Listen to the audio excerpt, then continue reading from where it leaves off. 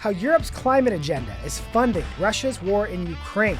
The left's dark money behemoths face a reckoning. And we have a fun story about school buses.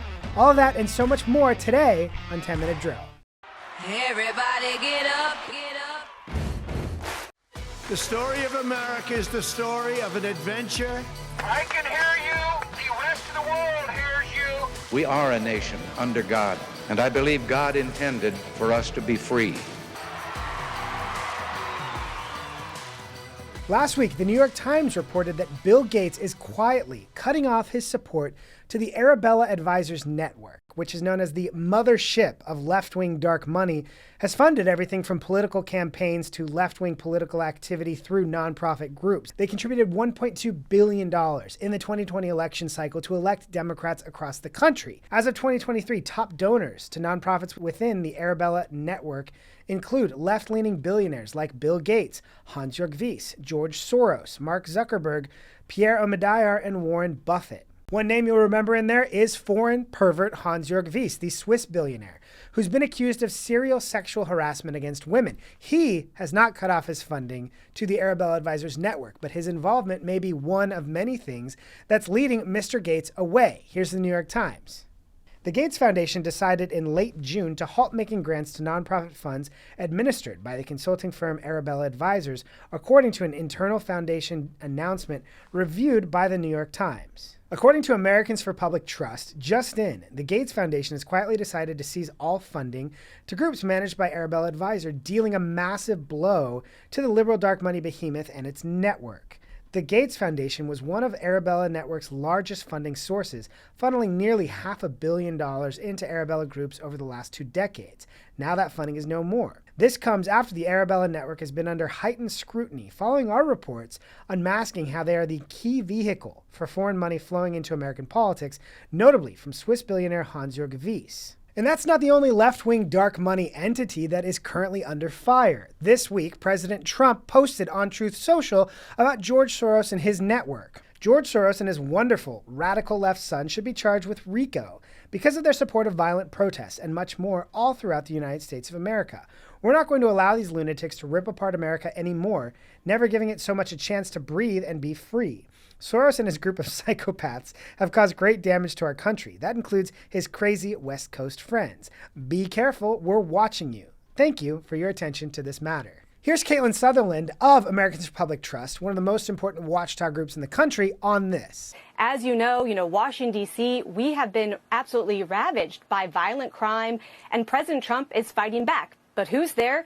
It's George Soros and other extremist groups who are mobilizing and bankrolling protests to fight back against policies that are going to keep our streets safe. We would note again that George Soros is one of the primary funders of the protests against President Trump's efforts to stop the murders in Washington, D.C., while he also has been one of the top funders of the progressive prosecutors around the country who were elected and refused to prosecute crimes. Seems pretty clear what his objectives are. Over the last few years, we've seen a massive population shift. A part of it began during COVID, with people leaving from big cities into the country, but we've also seen a very big shift from blue states into red states. That could end up impacting the Electoral College. The New York Times has a report, red states to gain Electoral College seats by 2032 due to population shifts. And if you look at that map, Texas could gain as many as 3 Electoral College votes, Florida 2. Idaho and Utah both could gain an Electoral College vote because of population shifts into their states. Meanwhile, California could lose 3 electoral votes. Illinois could lose 2. New York could lose 1. Rhode Island could lose 1. As someone who was born and raised in the great state of California, I would love to see it succeed. But the main people who seem to not want to see it succeed are the elected officials who have terrible policies that continue to chase people out into other more free red states, similar with Illinois and all the other states listed here. So we'll see how this shift happens and if anything ever happens to change the terrible leadership in California that's driving everyone away. President Trump has been working for several months to fine-tune what was initially a framework for a tax deal with the European Union. One sticking point in this has always been Europe's efforts to impose digital service taxes or unique taxes on American tech companies to try and make up for the fact that they have almost no tech or industry of their own. President Trump posted this on Truth Social. With this truth, I put all countries with digital taxes, legislation, rules, or regulations on notice that unless these discriminatory actions are removed, I, as President of the United States, will impose substantial additional tariffs on that country's exports to the USA and institute export restrictions on our highly protected technology and chips. The Washington Reporter dove a little bit deeper on this. Congress praises Trump's warning to European Union about attacks on American tech companies. Trade policy experts explained why Trump's move is necessary. Joe Grogan, the former director of Trump's Domestic Policy Council, noted that his former boss's EU trade deal was a hard-fought win for American innovation, especially in dismantling Europe's unjustified digital trade barriers. The president is absolutely right to call out EU officials now claiming they made no commitment on digital regulation or taxes. European leaders should understand that backpedaling and other bureaucratic workarounds to sustain an untenable status quo simply won't be tolerated. President Trump will use every lever of power at his disposal to stand up for American interests. You'll remember that President Biden always touted the fact that he could get any European leader to pick up the phone whenever he wanted.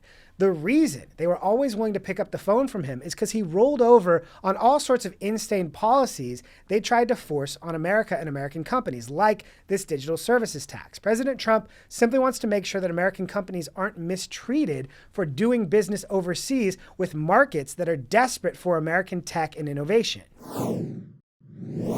Is Europe's net zero and climate agenda advancing Russia's war in Ukraine? Absolutely it is, and here's why. Europe has instituted upon themselves net zero pledges to try and get rid of fossil fuels. They instituted rules like legally binding net zero 2050 target and a 55% reduction in emissions by 2030.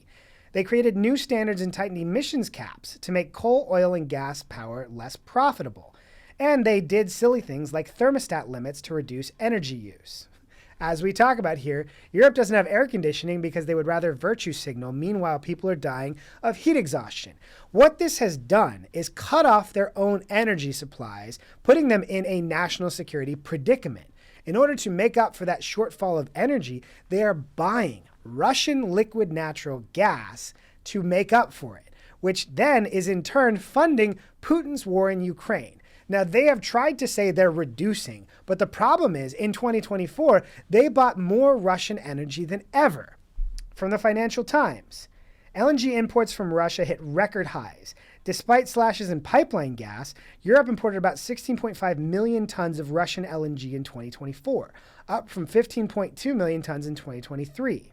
I would also note again that the European Union is spending more on Russian oil and gas than they are spending in aid to Ukraine. So again, if you want to see the war in Ukraine end, Putin has two primary things at his disposal. One, a giant population that he's willing to throw into this fight. Two is continued money from other countries buying their energy and funding his war efforts. For today's You Can't Make It Up segment, we are looking back at one of the more hilarious pet projects of the Biden years, the effort to electrify school buses. Unfortunately, it hasn't gone well. Back to gas. School districts revert to diesel because Biden's electric buses can't be repaired. From our dear friend Thomas Catenacci at the Washington Free Beacon. Lion Electric, which received $159 million in federal funds to manufacture electric buses, has fallen into bankruptcy and failed to deliver $95 million worth of buses. One of the biggest challenges for so many of President Biden's grant programs that were given out through the Inflation Reduction Act, the Infrastructure Bill, the American Rescue Plan, is they were trying to get grant money out the door as quickly as possible before getting swept out of office, that they didn't vet so many of the companies that got our tax dollars. And one thing that we have predicted here at 10 Minute Drill is we would see over 500, if not 5,000 or 500,000 Cylindras that come out of this bill. Now, if the word Cylindra sounds unfamiliar, you may be too young to remember, but President Obama gave over 500 million tax dollars in a loan to a solar company called Cylindra. It went belly up, was a giant embarrassment, and led to tons of investigations and inquiries into waste, cronyism, things like that.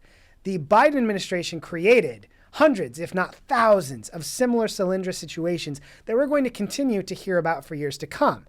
We know one person who will be absolutely devastated about this school bus news. I love electric school buses. I just love them. That is all the time we have for today. Thank you so much for joining us on 10 Minute Drill. Please like, subscribe, leave us a review on Apple Podcasts, Spotify, tell a friend. Have a good day.